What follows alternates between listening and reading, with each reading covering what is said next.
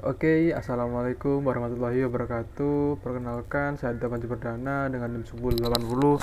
Saya di sini ingin mempresentasikan hasil dari LKM 8 sudah saya kerjakan.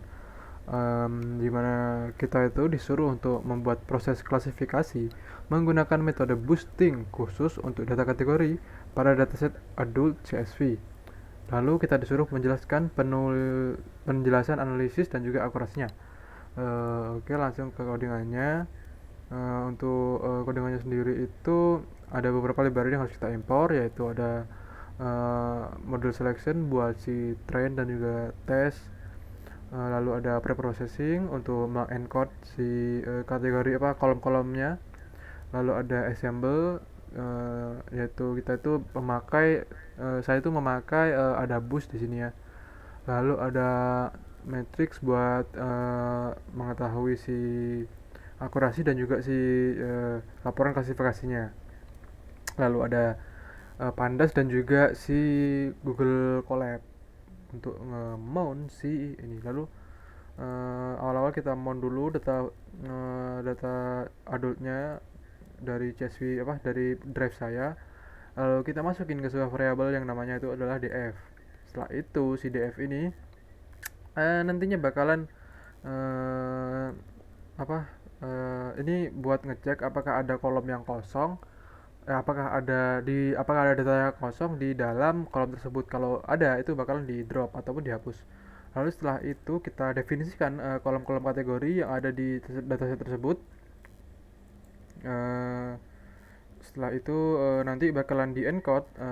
Encode ini seperti misalkan apa ya, sudah menikah ataupun masih bujang ataupun apa, nanti itu tuh bakalan dimasukkan ke beberapa kategori, itu ada 0, 1 dan juga 2 dan seterusnya.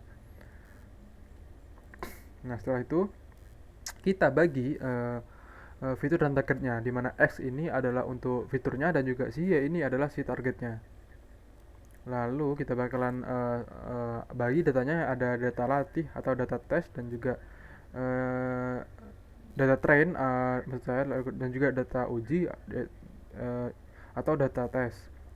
Dengan tesisnya itu adalah 0,2 dan random stepnya ada 42. Setelah itu kita inisiasi si model boostingnya, yaitu pakai ada boost classifier. Setelah itu kita latih si X dan juga si Y nya, fitur dan juga targetnya tadi. Setelah itu kita evaluasi dan juga kita lihat akurasinya si model tersebut. Setelah itu kita print memakai dev di sini dengan parameter akurasi dan juga si reportnya. Nah, untuk akurasinya sendiri itu ada 0,8564 dan seterusnya. Saya ubah di sini menjadi ke persen. Ini dengan hasilnya itu di persen itu ada 85,64. Dengan laporan klasifikasinya itu seperti ini, ada precisionnya itu 0,8, recall-nya 0,95 dan juga seterusnya. Lalu masuk ke hasil dan analisis, di mana setelah melakukan proses klasifikasi menggunakan metode boosting, yaitu saya memakai ada boost. Ada pada dataset si adult ini itu fokusnya itu pada fitur-fitur kategorikal yang di encode supaya bisa dijalankan oleh si model. Nah, setelah itu model itu berhasil mencapai akurasi sebesar 80 86,39%, di mana hasil ini mengindikasi bahwa model itu mampu mengenali pola dari kategori yang baik. Khususnya dalam mengklasifikasi si individu yang di bawah atau sama dengan si gajinya itu $50.000. Uh, Lalu tapi ada ketidakseimbangan jumlah data antar kelas yang menjadi tantangan, di mana terlihat itu pada kelas yang berpenghasilannya tuh di atas dari $50.000, itu recallnya ada 61%, yang berarti cukup banyak individu dari kelas ini yang tidak terklasifikasi dengan benar. Lalu kesimpulannya sendiri, Adabus ini itu terbukti cukup efektif dalam menangani data kategorikal dan juga khususnya pada klasifikasi pendapatan pada dataset adult ini. Lalu model itu menunjukkan performa yang cukup tinggi dalam memetakan sebagian besar data secara benar, yaitu dengan akurasi 86 rata-rata dengan 86 sekian persen.